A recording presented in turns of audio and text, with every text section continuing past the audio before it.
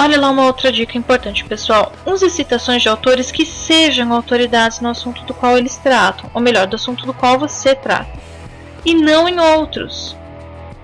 Não dá para falar de economia usando a citação de um grande cineasta, nem para falar de cinema citando um grande economista. Apesar de célebres, as autoridades não podem opinar sobre tudo com o mesmo peso. Pessoal, é claro, assim, que sempre dá para relativizar e é sempre uma questão de ter ali, um feeling dentro do assunto de vocês. Vamos supor que vocês estão falando sobre cinema e de repente vocês lembram de um economista que estava falando sobre cinema, é claro que da perspectiva da economia, e isso é interessante porque vocês estão abordando o grande desenvolvimento da indústria cinematográfica durante a crack da Bolsa de 29.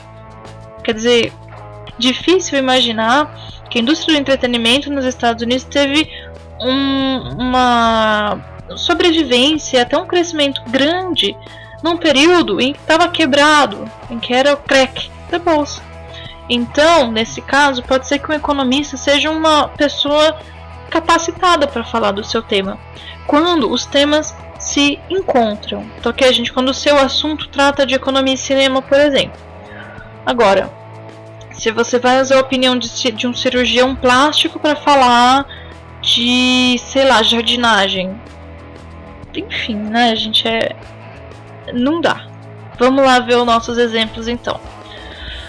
Bora lá para o que seria desaconselhável. Bom, pessoal, então vamos ver agora o que é desaconselhável em relação a isso. Suponhamos o seguinte parágrafo conclusivo. Sendo assim, o governo deve ter em vista que, com grandes poderes, vem grandes responsabilidades. Ben Parker, no filme Homem-Aranha. Nesse horizonte, destaca-se o valor da educação como fator fundamental, ou melhor, como fator decisivo, na evolução das condições socioeconômicas da sociedade brasileira. Para que isso aconteça, é preciso que o poder público destine mais investimentos à educação, à formação e à valorização dos professores. Pessoal, tudo muito bonito, mas de repente poderes, responsabilidades está em sentido literal, mas poderes, né? O filme Homem-Aranha, poderes aqui está no sentido de o que você pode fazer e mesmo dentro o filme tem um sentido metafórico, né? O poder do super-herói, a habilidade que ele tem, que ninguém mais tem.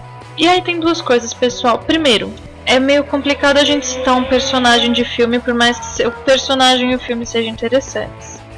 Segundo, é desaconselhável ao extremo usar recursos de linguagem como metáfora, por exemplo, dentro de um texto dissertativo argumentativo que requer uma linguagem mais objetiva e mais precisa, quando a linguagem metafórica tem muitas possibilidades de leitura e muitas visões diferentes, ok? Então isso aqui, pessoal, no way. Vamos lá para o que seria aconselhável. Por fim, seja lembrada a célebre máxima de Monteiro Lobato: um país se faz com homens livres. O resto, bom, vocês já conhecem de outros carnavais aí. Primeiro, o Monteiro Lobato, aqui abordando a questão agora de quem ele é. Ele foi um grande escritor brasileiro, além de ser conhecidíssimo pelo Sítio do Pica-Pau Amarelo. Ele também foi conhecido como crítico de arte e ele foi um intelectual com muitas facetas.